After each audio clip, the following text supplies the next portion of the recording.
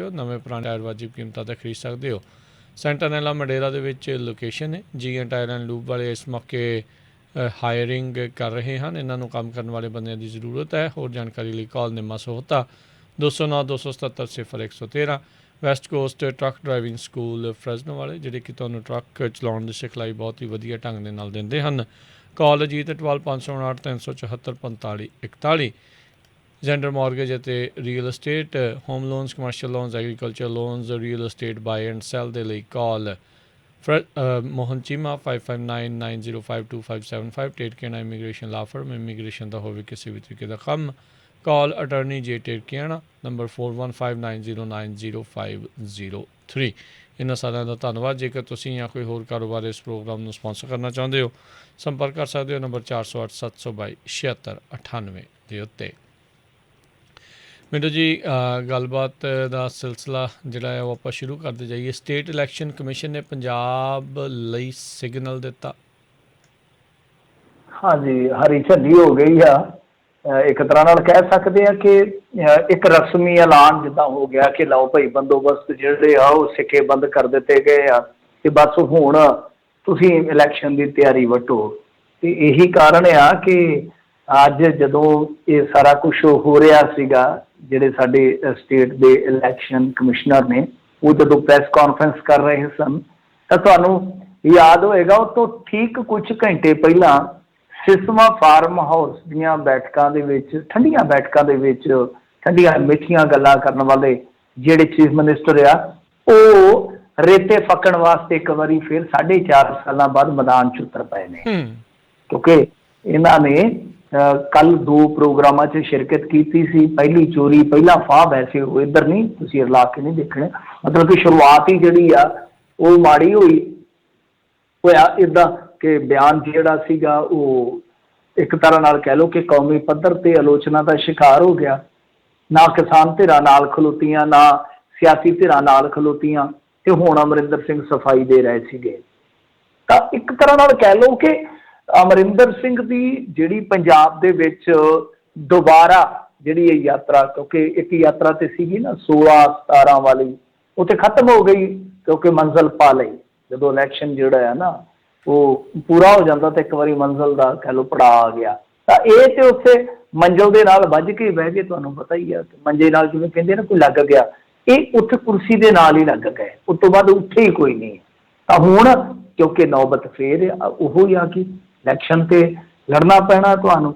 ਪਰੰਤੂ ਨਾਲ ਦੀ ਨਾਲ ਹੀ ਜੇ ਆਪਾਂ ਕਹੀਏ, ਕਿਉਂਕਿ ਦੇਖੋ ਕਿਸਾਨ ਧਿਰਾਂ ਅਮਰਿੰਦਰ ਸਿੰਘ ਦੇ ਨਾਲ ਸਹਿਮਤ ਸਨ, ਇਹ ਤਾਂ ਮੰਨਣਾ ਪਊਗਾ। ਕੁਛ ਰਾਹਤ ਕੁਛ ਰਹਿਤ ਦਿੱਤੀ ਜਾ ਰਹੀ ਸੀ, ਪਰ ਜਿਹੜੀ ਉਹ ਸਟੇਟਮੈਂਟ ਸੀ ਉਹਨੇ ਬਿਲਕੁਲ ਰੁਖ ਬਦਲ ਦਿੱਤਾ। ਤਾਂ ਬਹੁਤ ਗਰਮ ਹੋਏ ਸੀਗੇ ਮੇਰੇ ਖਿਆਲ ਦੇ ਨਾਲ। ਕੱਲ ਇਹਨਾਂ ਦੇ ਤਰਜਮਾਨ ਬੋਲ ਰਹੇ ਸੀ ਮਨਜੀਤ ਸਿੰਘ ਰਾਏ। ਔਰ ਇਸ ਤੋਂ ਇਲਾਵਾ ਜੇ ਆਪਾਂ ਦੇਖੀਏ ਤਾਂ ਹੋਰ ਵੀ ਬਹੁਤ ਸਾਰੇ ਲੀਡਰ ਆ, ਜਿੱਦਾਂ ਅੱਜ ਮੈਂ ਰੋਲਦੂ ਸਿੰਘ ਮਾਨਸਾ ਨੂੰ ਸੁਣ ਰਿਹਾ ਸਿੱਖ ਚੈਨਲ 'ਤੇ, ਉਹ ਵੀ ਕੰਡੈਮ ਕਰ ਰਹੇ ਸਨ ਇਹਨਾਂ ਨੂੰ। ਤਾਂ ਜਿਹੜਾ ਮਤਲਬ ਕਿ ਇੱਕ ਤਰ੍ਹਾਂ ਨਾਲ ਦੇਖੋਗੇ ਉਹ ਜਿਹੜਾ ਰਹਿਤ ਵਾਲਾ ਜਾਂ ਰਾਹਤ ਵਾਲਾ ਇਹ ਮਾਮਲਾ ਸੀਗਾ ਉਹ ਤੇ ਨਿਪਟ ਗਿਆ, ਹੁਣ ਨਿਬੜ ਗਿਆ। ਹੁਣ ਅਮਰਿੰਦਰ ਸਿੰਘ ਕਹਿਣਾ ਸ਼ਾਇਦ ਇਹ ਚਾਹੁੰਦੇ ਸਨ, ਜੇ ਆਪਾਂ ਦੇਖੀਏ ਤਾਂ ਉਹਨਾਂ ਦੀ ਗੱਲ ਦਾ ਮਜ਼ਮੂਨ ਇਹ ਸੀਗਾ ਕਿ ਭਾਈ ਸਾਨੂੰ ਰਸਤਾ ਦੇ ਦਿਓ। ਮੈਂ ਕੱਲ ਵੀ ਤੁਹਾਨੂੰ ਗੱਲ ਕਹੀ ਸੀ, ਗੱਲ ਕਹਿਣ 'ਚ ਗੜਬੜ ਕਰਕੇ ਜਿਵੇਂ ਰਵਨੀਤ ਬਿੱਟੂ ਨੇ ਬਹੁਤ ਵੱਡੀ ਗਲਤੀ ਕਹਿ ਦਿੱਤੀ, ਕੁਝ ਸ਼ਬਦਾਂ ਦਾ ਹੇਰ-ਫੇਰ ਹੋਇਆ, ਕੁਝ ਸ਼ਬਦਾਂ ਦਾ। ਤਾਂ ਕਹਿਣਾ ਤਾਂ ਇਹੀ ਚਾਹੁੰਦੇ ਸੀਗੇ ਕਿ ਇਲੈਕਸ਼ਨ ਭਾਈ ਹੁਣ ਆ ਗਿਆ ਤੇ ਹੁਣ ਮੈਂ ਵੀ ਮੈਦਾਨ 'ਚ ਆ ਗਿਆ, ਵੋਟਾਂ ਸਾਨੂੰ ਮੰਗਣੀਆਂ ਪੈਣੀਆਂ, ਵੀਰ ਬਣ ਕੇ ਰਾਹ ਦੇ ਦਿਓ, ਰਾਹ ਛੱਡ ਦਿਓ। ਤਾਂ ਉਹ ਮਾਮਲਾ ਉਲਟ ਗਿਆ ਤੇ ਉਹ ਦੋਵੇਂ ਚੀਜ਼ਾਂ ਹੀ ਨਾ ਪੂਰੀਆਂ ਹੋਈਆਂ, ਨਾ ਤੇ ਉਹ ਰਾਹਤ ਦਿੱਤੀ ਗਈ ਤੇ ਨਾ ਹੀ ਉਸ ਅਪੀਲ ਨੂੰ ਕਿਸੇ ਨੇ ਮੰਨਿਆ ਵਾ, ਤੇ ਨਾ ਇਹਨਾਂ ਦਾ ਕੋਈ ਮੇਰੇ ਖਿਆਲ ਦੇ ਨਾਲ ਕੋਈ ਬਹੁਤਾ ਸਮਰਿਆ ਵੀ ਆ ਇਹਨਾਂ 2 ਪ੍ਰੋਗਰਾਮਾਂ ਦੀ ਗੱਲ ਕਰੀਏ। ਪਰੰਤੂ ਉਸ ਤੋਂ ਬਾਅਦ ਹੁਣ ਜਿਹੜਾ ਸਾਡਾ ਇੱਥੋਂ ਦਾ ਇਲੈਕਸ਼ਨ ਦਾ ਕੰਮਕਾਰ ਸਾਂਭਦੇ ਆ ਚੋਣ ਕਮਿਸ਼ਨ, ਤਾਂ ਉਹਨਾਂ ਨੇ ਜਿਸ ਤਰ੍ਹਾਂ ਸਾਫ਼ ਕਰ ਦਿੱਤਾ ਕਿ ਲਓ ਜੀ VVPAT ਮਸ਼ੀਨਾਂ ਆ ਚੁੱਕੀਆਂ, ਸਾਡੇ ਕੋਲ EVM ਪੂਰੀਆਂ ਹੈਗੀਆਂ ਨੇ, ਸਾਰੇ ਬੂਥਾਂ ਤੇ VVPAT ਲਾਵਾਂਗੇ। 23,211 ਜਿਹੜੇ ਬੂਥ ਸੀ ਉਹ ਰੈਸ਼ਨਲਾਈਜੇਸ਼ਨ ਤੋਂ ਬਾਅਦ ਵੱਧ ਕੇ ਹੁਣ 24,699 ਹੋ ਗਏ ਆ। ਸੋ ਇਸ ਤਰ੍ਹਾਂ ਮਤਲਬ ਕਿ ਉਹਨਾਂ ਨੇ ਕਾਫੀ ਕੁਝ ਕਿਹਾ, ਪੱਤਰਕਾਰਾਂ ਨੂੰ ਵੀ ਕਿਹਾ ਕਿ ਭਾਈ ਤੁਸੀਂ ਸਾਡਾ ਸਾਥ ਦਿਆ ਜੇ, ਤੁਹਾਡੀ ਸਪੋਰਟ ਦੀ ਬਹੁਤ ਜ਼ਰੂਰਤ ਹੈ। ਮਤਲਬ ਕਿ ਸਾਰੀਆਂ ਗੱਲਾਂ ਉਹ ਕੀਤੀਆਂ। ਤਾਂ ਕਿਤੇ ਨਾ ਕਿਤੇ ਦੇਖੋ, ਉਹ ਜਦੋਂ ਇੱਕ ਚੀਜ਼ ਜਿਹੜੀ ਆ ਸਫਲ ਨਹੀਂ ਹੋਈ ਤਾਂ ਉਸ ਤੋਂ ਬਾਅਦ ਇੱਕ ਪ੍ਰੈਸ ਕਾਨਫਰੰਸ ਇਤਫਾਕਨ ਵੀ ਹੋ ਸਕਦੀ ਆ, ਮੈਂ ਨਹੀਂ ਕਹਿੰਦਾ। ਪਰ ਇਹ ਜਿਹੜੇ ਸਟੇਟ ਦੇ ਚੋਣ ਆ ਵੀ ਅਧਿਕਾਰੀ ਹੁੰਦੇ ਆ ਨਾ, ਇਹ ਤੁਹਾਨੂੰ ਪਤਾ ਹੀ ਸਰਕਾਰ ਅਪੁਆਇੰਟ ਕਰਦੀ ਹੈ। ਤਾਂ ਦੂਸਰੇ ਦਿਨ ਪ੍ਰੈਸ ਕਾਨਫਰੰਸ ਕਰਦੇ ਨੇ, ਕਿਉਂਕਿ ਕਿਸਾਨ ਕਿੱਥੇ ਅੜੇ ਹੋਏ ਸਨ।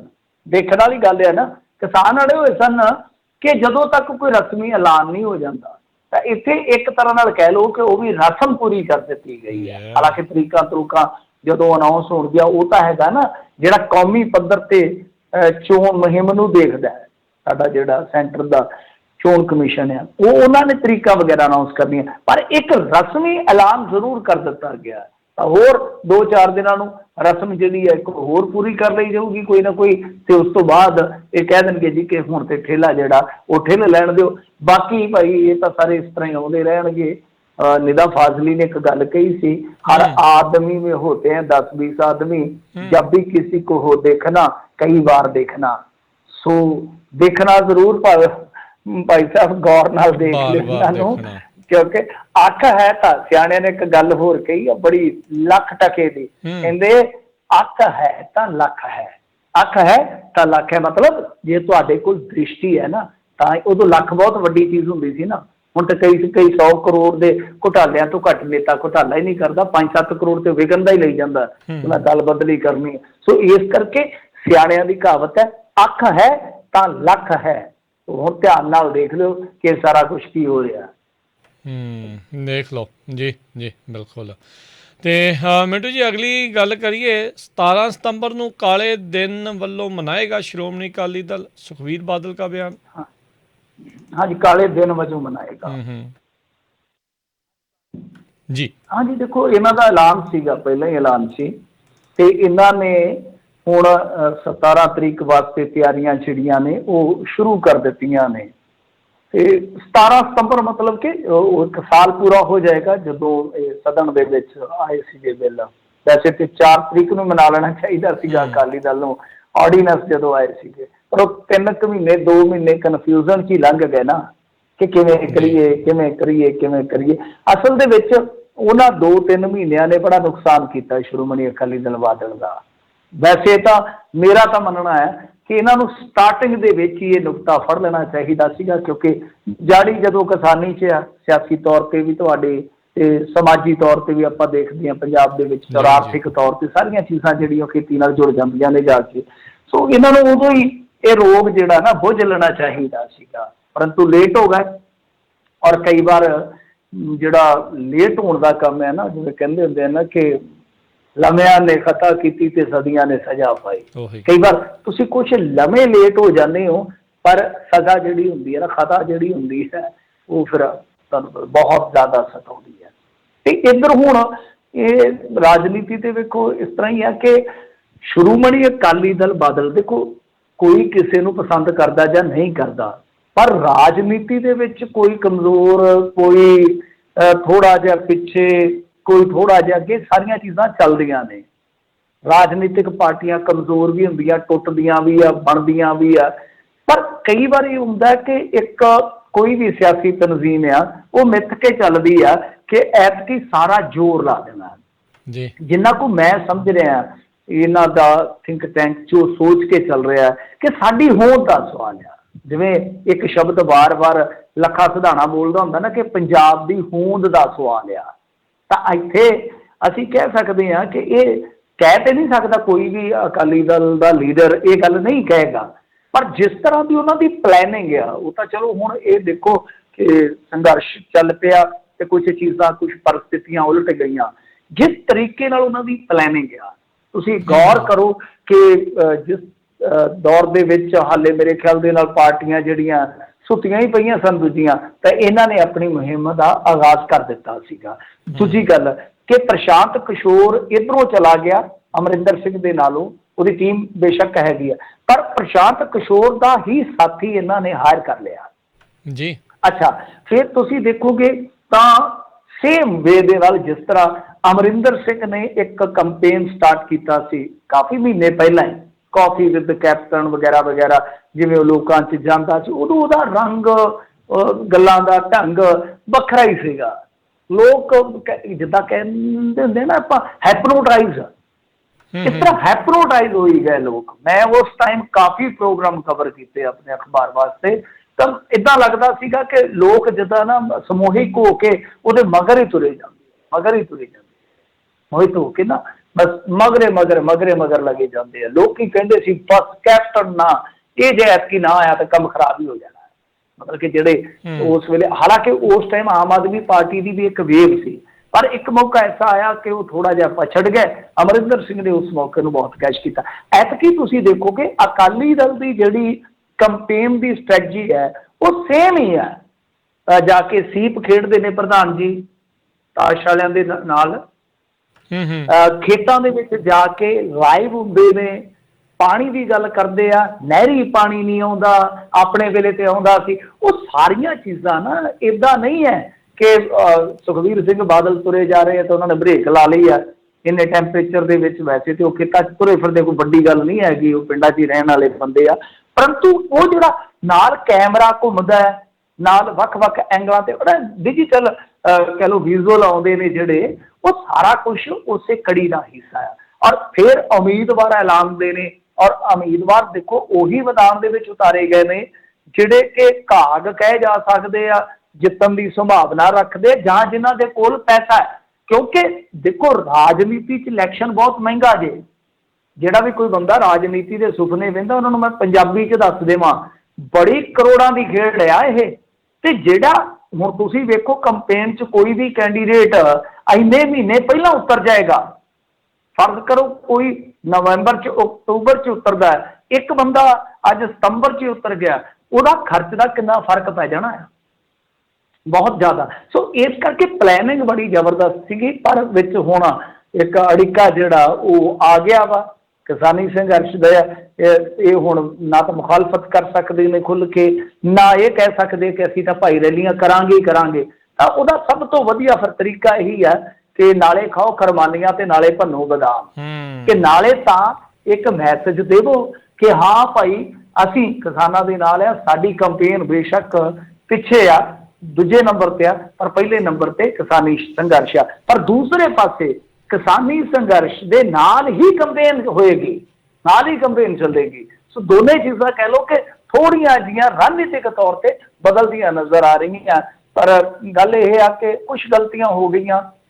ਇਹਨਾਂ ਦਾ ਥਿੰਕ ਟੈਂਕ ਉਹਨਾਂ ਚੀਜ਼ਾਂ ਨੂੰ ਕਦੇ ਸੋਚਦਾ ਹੋਏਗਾ, ਵਿਚਾਰਦਾ ਹੋਏਗਾ, ਨਹੀਂ ਤੇ ਨੌਬਤ ਆਉਣੀ ਨਹੀਂ ਸੀ। ਅਕਾਲੀ ਦਲ ਬਾਦਲ ਤੇ ਨਿਰੋਲ ਤੁਹਾਨੂੰ ਪਤਾ ਹੀ ਹੈ ਕਿ ਕਿਸਾਨਾਂ ਦੀ ਜਾਂ ਪੰਥ ਦੀ ਪਾਰਟੀ ਸੀਗੀ, ਬਹੁਤ ਵੱਡਾ ਆਧਾਰ ਸੀ। ਖੈਰ ਕਈ ਵਾਰੀ ਉਹ ਕਹਿੰਦੇ ਹੁੰਦੇ ਸਿਆਣੇ, ਅੱਜ ਸਿਆਣਿਆਂ ਦੀਆਂ ਗੱਲਾਂ ਵਾਹਵਾ ਫੁਰਨ ਡਈਆਂ, ਆਪਣੇ ਕੱਖੀ ਆਪ ਹੀ ਸੜ ਜਾਣਾ, ਕਿ ਆਪਣੇ ਕੱਖਾਂ ਦੇ ਨਾਲ ਬੰਦਾ ਆਪ ਹੀ ਸੜ ਜਾਂਦਾ, ਮਤਲਬ ਕਿ ਆਪਣੀ ਪਾਵਰ ਦੇ ਨਾਲ ਆਪਣਾ ਹੀ ਨੁਕਸਾਨ ਕਰਾਵੇ। ਜੀ ਬਿਲਕੁਲ, ਬਹੁਤ ਵਾਰੀ ਇੱਦਾਂ ਹੋਇਆ। ਭਾਜਪਾ 'ਚ ਸ਼ਾਮਲ ਹੋਣ ਵਾਲੇ ਸਰਪੰਚ ਦਾ ਪਿੰਡ ਵਾਸੀਆਂ ਵੱਲੋਂ ਮੁਕੰਮਲ ਬਾਈਕਾਟ ਦਾ ਫੈਸਲਾ ਜੀ। ਇਹ ਹੁਣ ਤਾਂ ਭਾਜਪਾ ਵਾਲੇ ਸਮਝਣ ਕੀ ਹੋ ਰਿਹਾ। ਮੈਨੂੰ ਲੱਗਦਾ ਸਰਪੰਚ ਤੋਂ ਪ੍ਰਮੋਸ਼ਨ ਹੋ ਗਈ, ਚੇਅਰਮੈਨ ਹੀ ਬਣਾ ਦਿੱਤਾ ਉਹਨਾਂ ਨੇ। ਸਹੀ ਗੱਲ। ਦੇਖੋ ਗੱਲ ਇਹ ਆ ਕਿ ਇਹ ਵੈਸੇ ਤੇ ਆਜ਼ਾਦੀ ਹੈ ਰਾਜ ਕਰਨਵੀਰ ਸਿੰਘ ਜੀ, ਕੋਈ ਕਿਸੇ ਪਾਰਟੀ ਨੂੰ ਜੁਆਇਨ ਕਰੇ, ਆਪਾਂ ਕਿਸੇ ਨੂੰ ਰੋਕ ਨਹੀਂ ਸਕਦੇ, ਕੋਈ ਕਿਸੇ ਨੂੰ ਫੋਲੋ ਕਰੇ ਨਹੀਂ। ਪਰ ਗੱਲ ਇੱਥੇ ਸਹਿ ਦੀ ਨਹੀਂ, ਗੱਲ ਇਹਦੀ ਆ, ਗੱਲ ਇਹ ਆ ਕਿ ਦੇਖੋ ਤੁਹਾਨੂੰ ਪਿੰਡ ਦੇ ਵਿੱਚ ਚੁਣਿਆ ਕਿਸੇ ਨੇ, ਤੁਸੀਂ ਉਸ ਸਮੇਂ ਹੋ ਸਕਦਾ ਭਾਜਪਾ ਦੇ ਨਾ ਹੋਵੋ, ਮਤਲਬ ਕਿ ਹੋ ਸਕਦਾ ਤੁਸੀਂ ਅਕਾਲੀਆਂ 'ਚ ਹੋਵੋ ਜਾਂ ਆਮ ਆਦਮੀ ਪਾਰਟੀ 'ਚ ਹੋਵੋ, ਜਾਂ ਤੁਸੀਂ ਨਿਊਟਰਲ ਹੋਵੋ, ਤੇ ਲੋਕਾਂ ਨੇ ਤੁਹਾਨੂੰ ਚੁਣਿਆ ਕਿ ਨਹੀਂ ਯਾਰ ਇਹ ਬੰਦਾ ਜਿਹੜਾ ਸਹੀ ਨੁਮਾਇੰਦਗੀ ਕਰੇਗਾ। ਬਾਅਦ ਦੇ ਵਿੱਚ ਕੀ ਹੈ ਕਿ ਤੁਸੀਂ ਇੱਕ ਧਿਰ ਦੇ ਨਾਲ ਜੁੜ ਰਹੇ ਹੋ, ਔਰ ਉਸ ਧਿਰ ਦੇ ਨਾਲ ਜੁੜ ਰਹੇ ਹੋ ਜਿਹੜੀ ਧਿਰ ਇਸ ਟਾਈਮ ਕਹਿ ਲਓ ਕਿ ਇਹੋ ਜਿਹੇ ਥਾਂ ਤੇ ਜਾ ਕੇ ਖੜ ਕੇ ਵਿਰੋਧਤਾ ਕਰਦੀ ਪਈ ਆ ਕਿ ਉਹਨਾਂ ਦੇ ਨਾਲ ਕੱਲ ਰਲਿਆ ਬੰਦਾ ਕੱਲ ਨੂੰ ਇਹ ਗੱਲ ਕਹਿੰਦਾ ਕਿ ਜੇ ਮੈਂ ਮੋਦੀ ਦੀ ਜਗ੍ਹਾ ਹੋਵਾਂ ਤੇ ਇਹਨਾਂ ਦੀਆਂ ਪਸਲੀਆਂ ਭੰਨ ਕੇ ਇਹਨਾਂ ਨੂੰ ਮੈਂ ਅੰਦਰ ਸੁੱਟਾਂ, ਇਹਨਾਂ ਨੇ ਤਮਾਸ਼ਾ ਕੀ ਬਣਾ ਰੱਖਿਆ। ਉਹਨਾਂ ਦਾ ਫਿਰ ਤੇ ਵਿਰੋਧ ਹੋਏਗਾ ਨਾ। ਇੱਕ ਤੇ ਇਹ ਆ ਕਿ ਤੁਸੀਂ ਕਿਸੇ ਦੇ ਨਾਲ ਠੱਗੀ ਵੀ ਮਾਰ ਰਹੇ ਹੋ ਨਾ, ਠੱਗੀ ਵੀ ਮਾਰ ਰਹੇ ਹੋ ਕਿ ਤੁਹਾਨੂੰ ਕਿਸੇ ਨੇ ਕਿਸੇ ਵੇਲੇ ਕਿਸੇ ਪਾਰਟੀ 'ਚ ਜਿਤਾਇਆ ਹੁੰਦਾ ਹੈ, ਕੁਝ ਹੋਰ ਸੋਚ ਕੇ ਜਿਤਾਇਆ ਹੁੰਦਾ, ਤੁਸੀਂ ਕੀ ਆ, ਤੁਸੀਂ ਤਮਾਸ਼ਾ ਬਣਾ ਰੱਖਿਆ। ਇੱਕ ਕਾਉਂਸਲਰ ਤੋਂ ਲੈ ਕੇ ਸੰਸਦ ਮੈਂਬਰ ਤੱਕ ਤੁਸੀਂ ਵਿਕਣ ਲੱਗਿਆ, ਤੁਸੀਂ ਦਲ ਬਦਲਣ ਲੱਗਿਆ, ਦੇਖਦੇ ਹੀ ਕੱਖ ਨਹੀਂ ਹੈ। ਆ ਕਾਉਂਸਲਰ ਵੀ ਇੱਥੇ ਵੇਖੇ ਨੇ ਕਈ, ਹੁਣ ਉਹਨਾਂ ਤੇ ਛੇਤੀ ਕੀਤਾ ਦਲ ਬਦਲੂ ਵੀ ਲਾਗੂ ਨਹੀਂ ਹੁੰਦਾ, ਐਂਟੀ ਡਿਫੈਕਸ਼ਨ ਲਾਅ ਵੀ ਨਹੀਂ ਲਾਗੂ ਹੁੰਦਾ, ਜਿਤਾਉਂਦਾ ਕੋਈ ਆ। ਇੱਥੇ ਸਾਡੇ ਮਲੋਟ ਦੇ ਵਿੱਚ ਕੀ ਹੋਇਆ, ਬੜੀ ਅਲੋਕਾਰੀ ਜੀ ਗੱਲ ਦੱਸਦਾ ਤੁਹਾਨੂੰ। ਕਾਉਂਸਲਰ ਪਹਿਲਾਂ ਉਹ ਭਾਜਪਾ 'ਚ ਸੀ, ਕਿਸਾਨਾਂ ਦਾ ਰੋਸ ਵੇਖ ਕੇ ਤੇ ਆਜ਼ਾਦ ਖਲੋ ਗਿਆ, ਲੋਕਾਂ ਨੇ ਆਖਿਆ ਚਲੋ ਅਕਲ ਆ ਗਈ ਸੋ, ਤੇ ਲੋਕਾਂ ਨੇ ਜਿਤਾ ਦਿੱਤਾ। ਫਿਰ ਉਹ ਕਾਂਗਰਸ 'ਚ ਨਹੀਂ ਗਿਆ ਤੇ ਅਕਾਲੀਆਂ 'ਚ ਰਲ ਗਿਆ, ਅਕਾਲੀਆਂ 'ਚ ਰਲ ਗਿਆ। ਤੇ ਜੇ ਪਹਿਲਾਂ ਹੀ ਭਾਈ ਤੂੰ ਅਕਾਲੀਆਂ 'ਚ ਰਲ ਕੇ ਖੜਦਾ ਤਾਂ ਫਿਰ ਲੋਕ ਦੇਖ ਲੈਂਦੇ ਕਿ ਹਾਂ ਭਾਈ ਤੈਨੂੰ ਵੋਟ ਪਾਉਣੀ ਹੈ ਕਿ ਨਹੀਂ ਪਾਉਣੀ। ਸੋ ਕਹਿਣ ਦਾ ਮਤਲਬ ਇਹੋ ਆ ਕਿ ਇਹ ਬਹੁਤ ਇੱਕ ਤਰ੍ਹਾਂ ਨਾਲ ਲੋਕਾਂ ਦੀ ਵੋਟ ਨਾਲ ਠੱਗੀ ਹੋ ਰਹੀ ਆ, ਕਿ ਬਸ ਇੱਧਰੋਂ ਛਾਲ ਮਾਰੀ ਉੱਧਰ, ਉੱਧਰੋਂ ਛਾਲ ਮਾਰੀ ਉੱਧਰ ਚਲੇ ਗਏ। ਖੈਰ ਇਹ ਜਿਹੜਾ ਸਰਪੰਚ ਚੰਨਣਵਾਲ ਦਾ, ਇਹ ਤੇ ਹੁਣ ਕਹਿੰਦਾ ਮੇਰੇ ਤੋਂ ਤਾਂ ਗਲਤੀ ਹੋਈ ਹੈ ਜੀ, ਉਹ ਮੈਨੂੰ ਨਾ ਭਰਮਾ ਕੇ ਲੈ ਗਏ ਤੇ ਨਾਲ 2-3 ਮੈਂਬਰ ਵੀ ਲੈ ਗਿਆ। ਇਹ ਕਿੱਦਾਂ ਹੋ ਸਕਦਾ? ਦੇਖੋ ਕੋਈ ਭਰਮਾ ਕੇ ਕਿਸੇ ਨੂੰ ਪਾਰਟੀ ਥੋੜੀ ਜੁਆਇਨ ਕਰਾ ਸਕਦਾ ਆ। ਤੁਸੀਂ ਆਪਣੇ ਪਿੰਡ ਤੋਂ ਉੱਥੇ ਚੰਡੀਗੜ੍ਹ ਗਏ ਹੋ, ਕੀ ਗੱਲ ਆ ਬਈ ਤੁਹਾਨੂੰ ਉੱਥੇ ਪੱਲੀ 'ਚ ਬੰਨ੍ਹ ਕੇ ਲੈ ਗਿਆ ਕੋਈ ਤੁਹਾਨੂੰ ਗੱਡੀ 'ਚ ਬਿਠਾ ਕੇ ਕਿਸੇ ਨੇ ਟੈਲੀਫੋਨ ਕੀਤਾ ਹੋਏਗਾ, ਉੱਥੇ ਤੁਸੀਂ ਰੌਲਾ ਪਾ ਦਿਓ ਜੇ ਬਾਹਲੀ ਗੱਲ ਆ ਕਿ ਉਹ ਨਹੀਂ ਸਾਨੂੰ ਜ਼ਬਰਦਸਤੀ ਲੈ ਕੇ ਆਏ ਆ, ਉੱਥੇ ਲੱਸੀ ਕਰ ਦਿਓ ਸਗੋਂ ਉਹਨਾਂ ਦੀ। ਪਰ ਗੱਲ ਇਹ ਆ ਕਿ ਹੁਣ ਆਪਣੀਆਂ ਚੀਜ਼ਾਂ ਨੂੰ ਲੁਕਾਉਣਾ ਵੀ, ਦੇਖੋ ਮਹਿਲ ਕਲਾਂ ਦੇ ਲਾਗੇ ਹੀ ਪਿੰਡ ਆ, ਤੇ ਉੱਥੇ ਬਹੁਤ ਜ਼ਿਆਦਾ ਵਿਰੋਧਤਾ ਹੋਈ। ਫਿਰ ਇੱਕ ਮੌਕਾ ਤੇ ਇਹੋ ਜਿਹਾ ਆ ਗਿਆ ਸੀਗਾ ਕਿ ਕਿਤੇ ਕੋਈ ਟਕਰਾਅ ਨਾ ਆ ਜਾਵੇ, ਟਕਰਾਅ ਨਾ ਹੋ ਜਾਵੇ, ਨੌਬਤ ਇੱਦਾਂ ਦੀ ਨਾ ਆ ਜਾਵੇ। ਫਿਰ ਪੁਲਿਸ ਉੱਥੇ ਤੈਨਾਤ ਕੀਤੀ ਗਈ ਤੇ ਬਾਅਦ ਦੇ ਵਿੱਚ ਮਾਮਲਾ ਸੁਲਟ ਗਿਆ। ਬਾਕੀ ਜਿਹੜੇ ਪੰਚਾਇਤ ਮੈਂਬਰ ਆ ਪੰਚਾਇਤ ਦੇ, ਉਹ ਇਸ ਸਰਪੰਚ ਦੇ ਮਤਲਬ ਕਿ ਉਲਟਿਆ ਪਿੰਡ ਦੇ ਨਾਲ ਆ। ਪਰ ਹੁਣ ਸਰਪੰਚ ਨੂੰ ਮੇਰੇ ਖਿਆਲ ਦੇ ਨਾਲ ਕਾਫੀ ਮੁਸ਼ਕਲ ਜਿਹੜੀ ਆ ਦਰਪੇਸ਼ ਆ ਜਾਏਗੀ। ਉੱਥੇ ਤੇ ਤੁਹਾਨੂੰ ਪਤਾ ਗਰੇਵਾਲ ਦੀ ਜ਼ਮੀਨ ਛੇਤੀ ਦੀ ਸੀ ਠੇਕੇ ਤੇ ਚੜ੍ਹਨ ਡਈ, ਉਹਨਾਂ ਇਲਾਕਿਆਂ ਦੇ ਵਿੱਚ ਬੁਰਾ ਹਾਲ ਹੈ। ਇੱਕ ਵਾਰੀ ਤੇ ਝੋਨਾ ਲਾਉਣ ਡਏ ਸੀਗੇ ਲੇਬਰਰ ਜਿਹੜੇ ਮਜ਼ਦੂਰ ਤੇ ਉਹ ਵੀ ਰੁਕਵਾ ਦਿੱਤਾ ਸੀ ਕੰਮ। ਸੋ ਗੱਲ ਇਹ ਆ ਕਿ ਜੇ ਤੁਸੀਂ ਭਾਈ ਜਾਣਾ ਹੈ ਤੇ ਤੁਸੀਂ ਸਰਪੰਚੀ ਜਿਹੜੀ ਆਪਦੀ ਸੁੱਟ ਕੇ ਜਾਓ ਕਿ ਭਾਈ ਮੈਂ ਤੇ ਚੱਲਿਆ, ਮੈਂ ਤੇ ਹੋ ਗਿਆ ਹੁਣ ਜਿਵੇਂ ਉਹ ਕਹਿੰਦੇ ਨਾ ਰਾਂਝਾ ਜੋਗੀ ਹੋ ਗਿਆ। ਤੁਸੀਂ ਕਹਿ ਦਿਓ ਕਿ ਮੈਂ ਤੇ ਹੋ ਗਿਆ ਸੰਗੀ ਹੋਣਾ, ਸੰਗੀ ਹੋਣਾ ਖਾਕੀ ਪਾਊਂਗਾ ਪੈਂਟ। ਤੇ ਆ ਜਿਹੜੀ ਤੁਸੀਂ ਸਰਪੰਚੀ ਦਿੱਤੀ ਸੀ ਆ ਤੁਹਾਨੂੰ ਆਪਾਂ ਮੋੜਦੇ ਹਾਂ, ਜੇ ਮੇਰੇ 'ਚ ਜ਼ਰੂਰਤ ਹੋਈ, ਮੇਰੇ 'ਚ ਦਮ ਹੋਇਆ ਤੇ ਮੈਂ ਆ ਕੇ ਜਿੱਤ ਲੂੰਗਾ। ਇਹ ਤੇ ਸਵਾਦ ਹੈ ਨਾ ਕਿ ਤੁਹਾਨੂੰ ਕੋਈ ਬਣਾਉਂਦਾ ਕਿਸੇ ਪਾਰਟੀ ਬੰਨਿਓ, ਤੁਹਾਨੂੰ ਕੋਈ ਜਿਤਾਉਂਦਾ ਕਿਸੇ ਹੋਰ ਸੋਚ ਦੇ ਨਾਲ ਆ, ਅੱਗੋਂ ਤੁਸੀਂ ਕੀ ਕਰਦੇ ਹੋ। ਖੈਰ ਜੋ ਵੀ ਆ ਮੈਨੂੰ ਪਤਾ ਨਹੀਂ ਹੈ ਐਕਚੁਅਲ ਦੇ ਵਿੱਚ ਕਿਸ ਪਾਰਟੀ ਤੋਂ ਸੀ, ਪਰ ਇਹ ਹੋ ਰਿਹਾ ਇੰਡੀਅਨ ਪੋਲੀਟੀਕਲ ਸਿਸਟਮ ਦੇ ਵਿੱਚ ਜਿੰਨਾ ਗੰਦ ਪੈ ਗਿਆ। ਮੈਂ ਜਿਵੇਂ ਤੁਹਾਨੂੰ ਕਿਹਾ ਕਿ ਕਾਉਂਸਲਰ ਤੋਂ ਲੈ ਕੇ ਸੰਸਦ ਮੈਂਬਰ ਤੱਕ ਕਿਸੇ ਦਾ ਕੋਈ ਦੀਨਵਾਨ ਨਹੀਂ ਹੈ, ਕੋਈ ਗਰੰਟੀ ਨਹੀਂ ਹੈ ਕਿਹੜੇ ਵੇਲੇ ਕਿੰਨੇ ਛਾਲ ਮਾਰ ਜਾਣੀ। ਜੀ ਜੀ ਬਿਲਕੁਲ। ਅਗਲੀ ਜਿਹੜੀ ਗੱਲ ਕਰੀਏ, ਕੱਚੇ ਰੋਡਵੇਜ਼ ਕਰਮਚਾਰੀਆਂ ਨੇ, ਮੁਲਾਜ਼ਮਾਂ ਨੇ 14 ਦਿਨਾਂ ਲਈ ਵਾਪਸ ਲਈ ਆਪਣੀ ਹੜਤਾਲ। ਹਾਂਜੀ ਦੇਖੋ ਇਹ ਦਰਦ ਆ ਹਰੇਕ ਬੰਦੇ ਦਾ, ਜਿਹੜਾ ਬੇਰੁਜ਼ਗਾਰ ਹੈ ਉਹਦਾ ਆਪਦਾ ਦਰਦ ਆ ਕਿ ਪੜ੍ਹੇ ਲਿਖੇ ਆ ਤੇ ਪੜ੍ਹ ਲਿਖ ਕੇ ਅਸੀਂ ਧੱਕੇ ਖਾ ਰਹੇ ਹਾਂ। ਕੁਛ ਇਹ ਆ ਜਿਹੜੇ ਵਿਚਾਰੇ ਉਹ ਪੇਪਰ ਦੇ ਦਿੰਦੇ ਆ, ਰਿਜ਼ਲਟ ਹੀ ਉਡੀਕੀ ਜਾਂਦੇ ਆ, ਕੁਛ ਓਵਰਏਜ ਹੋ ਜਾਂਦੇ ਆ, ਕਈਆਂ ਦੇ ਕੋਰਟ ਕੇਸ ਆ, ਮਤਲਬ ਕਿ ਬੁਰਾ ਵਕਤ ਆ, ਬੜਾ ਵਕਤ ਪਿਆ ਹੋਇਆ। ਨੌਕਰੀ ਲੱਭਣੀ ਜਿਹੜੀ ਆ ਉਹ ਬਹੁਤ ਔਖੀ ਹੈ ਇਸ ਸਿਸਟਮ ਦੇ ਵਿੱਚ। ਨੌਕਰੀ ਪੈਦਾ ਹੀ ਕਿੱਥੇ ਹੋ ਰਹੀ ਹੈ ਤੁਹਾਨੂੰ ਪਤਾ ਹੀ ਆ। ਤਾਂ ਖੈਰ ਇਹ ਆਊਟਸੋਰਸਿੰਗ ਜਿਸ ਤਰ੍ਹਾਂ ਨਾਲ ਕਰਦੇ ਨੇ, ਜਿਸ ਤਰ੍ਹਾਂ ਨਾਲ ਡੇਲੀ ਵੇਜ ਤੇ ਰੱਖ ਲੈਂਦੇ ਆ, ਉਹ ਸ਼ੋਸ਼ਣ ਆ। ਮੈਂ ਕਹਿੰਦਾ ਕਿ ਇਹ ਸਭ ਤੋਂ ਘਟੀਆ ਸ਼ੋਸ਼ਣ ਆ। ਸ਼ੋਸ਼ਣ ਤੇ ਵੈਸੇ ਦੁਨੀਆ ਦੇ ਹਰੇਕ ਕੋਨੇ 'ਚ ਹੁੰਦਾ ਹੈ ਜੀ, ਇਹ ਤੇ ਮੰਨਣਾ ਪਊਗਾ। ਸ਼ੋਸ਼ਣ ਕਰਦੇ ਆ ਆਪਾਂ, ਇੱਕ ਦੂਜੇ ਦਾ ਹੀ ਕਰੀ ਜਾਂਦੇ ਆ ਆਪਾਂ। ਇਹ ਸਮਾਜ ਚੱਲਦਾ ਹੀ ਇਸੇ ਤਰ੍ਹਾਂ ਆ। ਉਹਦੇ ਪੈਸੇ ਰੱਖ ਲਏ ਉਹਨੇ, ਉਹਦੇ ਡਾਲਰ ਮਾਰ ਲਏ, ਇਹ ਇਸੇ ਤਰ੍ਹਾਂ ਹੀ ਚੱਲਦੀ ਆ ਦੁਨੀਆਦਾਰੀ। ਤੇ ਗੱਲ ਇਹ ਆ ਕਿ ਦੇਖੋ ਹੁਣ ਜਿੱਦਾਂ ਸਰਕਾਰੀ ਕੋਈ ਕਰਮਚਾਰੀ ਆ, ਉਹ ਜੋਬ ਜਿਹੜੀ ਕਰਦਾ ਉਨੇ ਘੰਟੇ ਹੀ ਕਰਦਾ, ਉਹਨੂੰ ਮਿਲਣਾ 60,000, ਉਹਨੇ ਸਗੋਂ ਕੱਚੇ ਨੂੰ ਜ਼ਿਆਦਾ ਕੰਮ ਪਾਉਂਦੇ ਨੇ। ਉਹਨੇ ਘੰਟੇ ਲਾ ਕੇ ਉਹਨੇ ਲੈਣਾ 8,000। 8,000 ਤੇ 60,000 'ਚ ਬੜਾ ਫਰਕ ਆ, ਬਹੁਤ ਫਰਕ ਆ। ਅੱਜ ਦੀ ਮਹਿੰਗਾਈ ਦੇ ਦੌਰ ਦੇ ਵਿੱਚ ਵੈਸੇ ਜੇ ਵੇਖੀਏ ਤੇ ਜਦੋਂ ਕਹ ਲਓ ਕਿ ਉਹ ਮਿਲਦੇ ਆ ਨਾ ਝੱਗਾ ਪਜਾਮਾ ਕਿਤੇ ਸੋਣਾ ਹੋਵੇ ਤੇ ਉਹ ਪੁੱਛਦਾ ਦਰਜੀ ਕਿ ਕਮਰ ਕਿੰਨੀ ਲਿਖਾ, ਅਗਲਾ ਕਹਿੰਦਾ ਕਿ ਕਮਰ ਮਹਿੰਗਾਈ ਨੇ ਰਹਿਣ ਹੀ ਕਿੱਥੇ ਦਿੱਤੀ ਆ, ਖਤਮ ਹੋ ਗਈ ਆ, ਕਮਰ ਤੋੜ ਦਿੱਤੀ ਆ। ਸੋ ਇਹ ਆ ਕਿ 8,000 ਦੇ ਵਿੱਚ ਇੱਥੇ ਟੀਚਰ ਜਿਹੜੇ ਮੁੰਡੇ ਕੁੜੀਆਂ ਡਿਗਰੀਆਂ ਕਰਕੇ 8,000 ਰੁਪਈਆ ਲੈਣ ਰਹੇ ਨੇ ਪ੍ਰਾਈਵੇਟ ਸਕੂਲਾਂ ਤੋਂ। ਇਸੇ ਤਰ੍ਹਾਂ ਇਹ ਨੇ ਵਿਚਾਰੇ। ਹੁਣ ਦੇਖੋ ਰੋਡਵੇਜ਼ ਆਪਾਂ ਕਹਿ ਹੀ ਦੇਣਾ, ਡਰਾਈਵਰ ਕੰਡਕਟਰ 500-700 ਰੁਪਈਆ ਇਹਨਾਂ ਨੂੰ ਦਿੰਦੇ ਨੇ, ਮੇਰਾ ਅੰਦਾਜ਼ਾ ਹੈ 500-700 ਰੁਪਇਆ ਡੇਲੀ ਦਾ। ਹਿਸਾਬ ਲਾ ਲਓ ਕਿ ਇੱਕ ਬੰਦੇ ਨੇ ਜਿਵੇਂ ਇੱਥੋਂ ਮੇਰੇ ਪਿੰਡ ਤੋਂ ਪਿੱਛੋਂ ਇੱਕ ਬੱਸ ਤੁਰਦੀ ਆ 4:10 ਤੇ ਸਵੇਰੇ ਸਾਡੇ ਪਿੰਡੋਂ ਤੁਰਦੀ ਆ ਤੇ ਉਹਨਾਂ ਨੂੰ ਮੈਂ ਵੇਖਦਾ ਹੁੰਦਾ ਉਹ ਸ਼ਾਮ ਨੂੰ ਪਰਤਦੇ ਨੇ ਮੇਰੇ ਖਿਆਲ ਦੇ ਨਾਲ 5:30 ਜਾਂ 6 ਵਜੇ। ਹੁਣ ਜਿਹਨੇ ਜਾ ਕੇ ਬੱਸ ਨੂੰ ਸੈਲਫ ਮਾਰਨਾ 3:50 ਤੇ ਉਹ ਸਵੇਰੇ ਉੱਠੂਗਾ ਕਿੰਨੇ ਵਜੇ ਅੰਦਾਜ਼ਾ ਲਾਓ। ਉਹ ਘੱਟੋ ਘੱਟ 1 ਘੰਟਾ 1.5 ਘੰਟਾ ਪਹਿਲਾਂ ਉੱਠੇਗਾ, ਨਹਾਏਗਾ, ਧੋਏਗਾ, ਫਰੈਸ਼ ਹੋਏਗਾ, ਚਾਹ ਪਾਣੀ ਪੀਏਗਾ, ਫਿਰ ਬੱਸ ਦੇ ਕੋਲ ਪਹੁੰਚੇਗਾ ਜਾ ਕੇ। ਤੇ ਹਿਸਾਬ ਲਾ ਲਓ ਕਿ ਕਿੰਨੇ ਘੰਟੇ ਬਣ ਗਏ। ਅੱਗੇ ਥੋੜ੍ਹਾ ਬਹੁਤਾ ਓਵਰ ਟਾਈਮ ਦਿੰਦੇ ਸੀ, ਹੁਣ ਇਹਨਾਂ ਨੇ ਉਹ ਵੀ ਬੰਦ ਕਰ ਦਿੱਤਾ। ਇਹਨਾਂ ਦਾ ਉਹ ਵੀ ਓਵਰ ਟਾਈਮ ਬੰਦ ਕਰ ਦਿੱਤਾ। ਉਹ ਅੱਕੇ ਹੁਣ ਸੜਕਾਂ 'ਤੇ ਆ ਗਏ।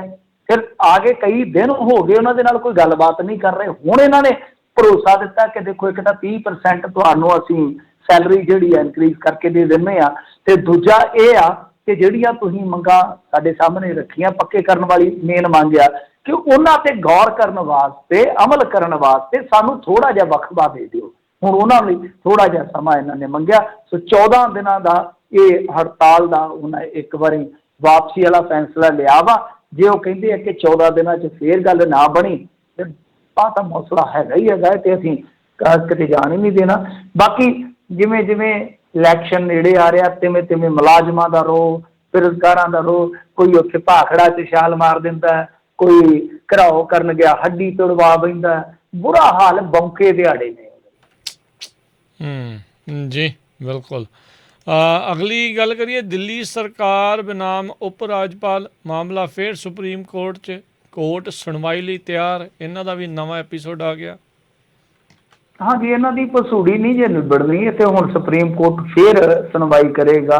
ਤੁਹਾਨੂੰ ਯਾਦ ਹੋਣਾ ਹੈ ਕਿ ਇਹ ਜਦੋਂ ਆਏ ਸੀਗੇ ਉਦੋਂ ਹੀ ਲੜ ਪਏ ਸੀਗੇ। ਵੈਸੇ ਤੇ ਲੜਾਕੇ ਹੀ ਸੀਗੇ ਆਮ ਆਦਮੀ ਪਾਰਟੀ ਵਾਲੇ ਤੇ LG ਦੇ ਨਾਲ। ਤੇ ਉਹ ਬੜਾ ਲੈਫਟੀਨੈਂਟ ਗਵਰਨਰ ਜਿਹਨੂੰ ਕਹਿੰਦੇ ਆ ਆਪਣੇ ਤੇ ਗਾਣਿਆਂ 'ਚ LG ਦਾ ਰੌਂਦ ਬੜਾ ਮਸ਼ਹੂਰ ਹੁੰਦਾ ਵੈਸੇ।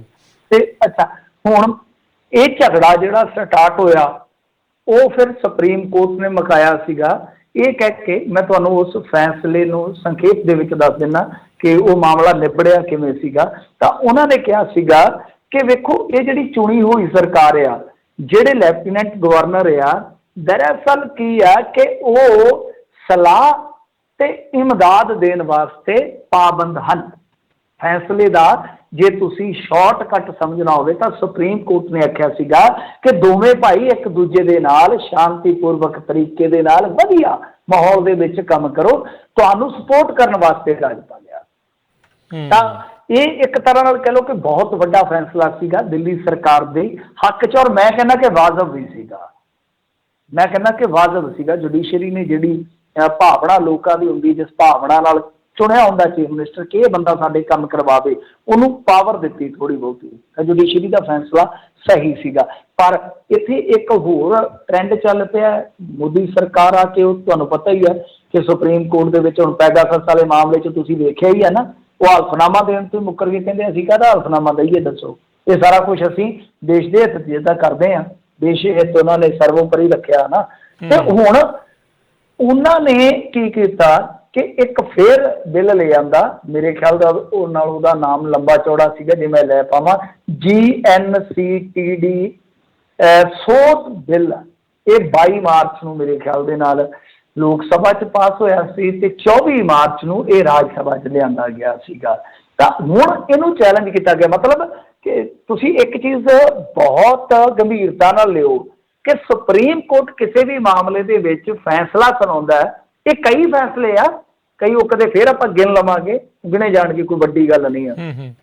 ਤਾਂ ਸੁਪਰੀਮ ਕੋਰਟ ਫੈਸਲਾ ਦਿੰਦਾ ਤਾਂ ਸੈਂਟਰ ਕੀ ਕਰਦੀ ਆ ਕਿ ਕਿਉਂਕਿ ਉਹਦੇ ਕੋਲ ਇੱਕ ਵਿਧਾਨਕ ਸ਼ਕਤੀ ਆ, ਉਹ ਉਸੇ ਹੀ ਮਾਮਲੇ ਦੇ ਵਿੱਚ ਇੱਕ ਨਵਾਂ ਕਾਨੂੰਨ ਲੈ ਆਉਂਦੀ ਆ।